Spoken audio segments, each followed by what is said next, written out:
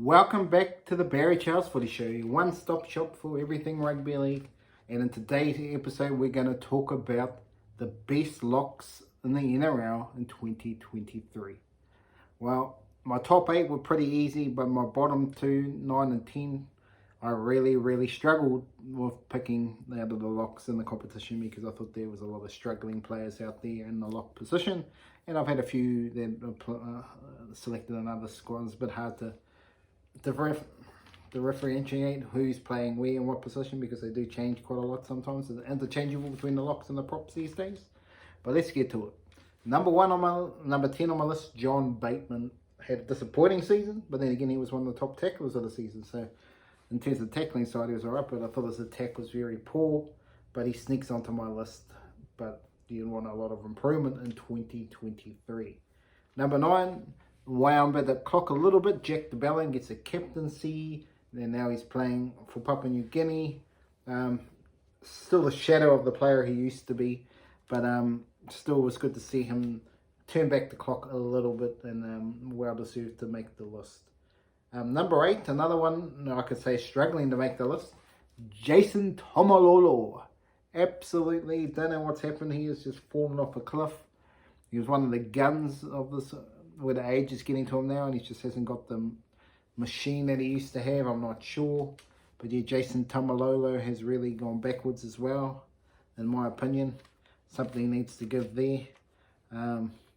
Really been disappointed in Jason Taumalolo in terms of what he's been producing as a player. So there's a bit of a question mark on Jason Taumalolo on how his season has gone for mine. So it's going to be an interesting one as we go forward with James Taumalolo and the likes in terms of where his future, because he can get forgotten about very quickly if he doesn't turn it around, Jason Taumalolo. Number 7, there was a few players playing different positions here. I got Victor Radley on the list, but he had a disappointing season as well. You can add him to the list of disappointing players. So I've got a lot of locks who are in my disappointing when we get to that later in the series. But yes, it was a bit of a disappointing year from Victor Radley, but he's still got talent. And when he was playing well, he was very good. But the top 6, there's no question marks here. Gerbo, number 6, he had a few injury concerns this year, but when he was playing, Jake Trbojevic is still one of the best in the game, with his Australian selection as well.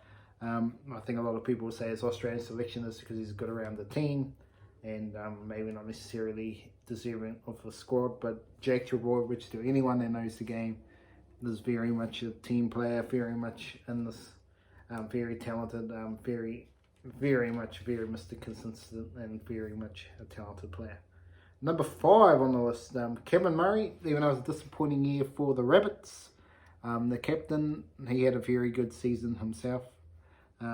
Question marks on the selection process of in the New South Wales side, coming off the bench and all that. It was just interesting selections from Brad Fittler this season, but in terms of himself, he had a very good year, Kevin Murray. Very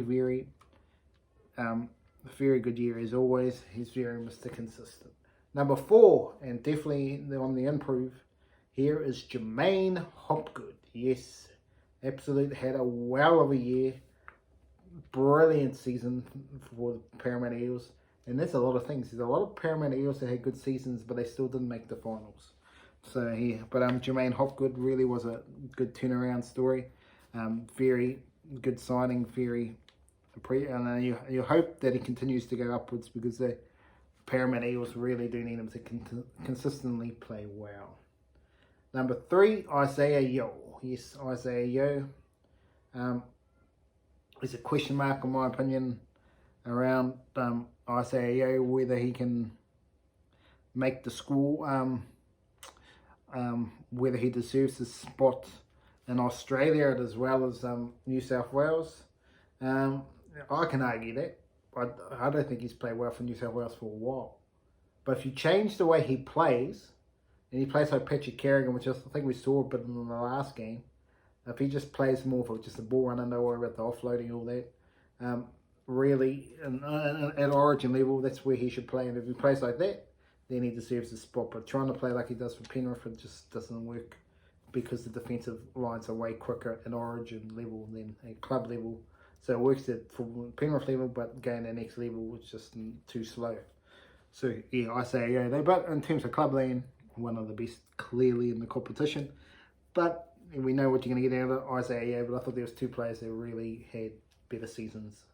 And number 2, even though people say he should be number 1 on the list, Patrick Carrigan from the Brisbane Broncos. Outstanding season. Very, very good. Very, very, very good season from Patrick Carrigan. Continues to prove like he was last season. He was very good last season too. Just continues to be consistent. Him and Payne Haas, just their double whammy with Tom Flegler, who's gone. That's going to be a big loss for the Broncos. But Patrick Carrigan with Payne Haas is just an absolute machine. Talent. Very good player, Patrick Carrigan. And he's still got upside. So that's good things for the Broncos. Number 1, one of the most consistent players in the NRL over the last 10 years. No doubt about it. Tohu Harris.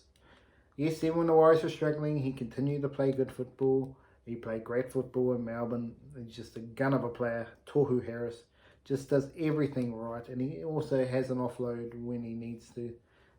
He's put it away a little bit more in the last few years, but still Tohu Harris is one of the most underrated players in the game. And he was outstanding.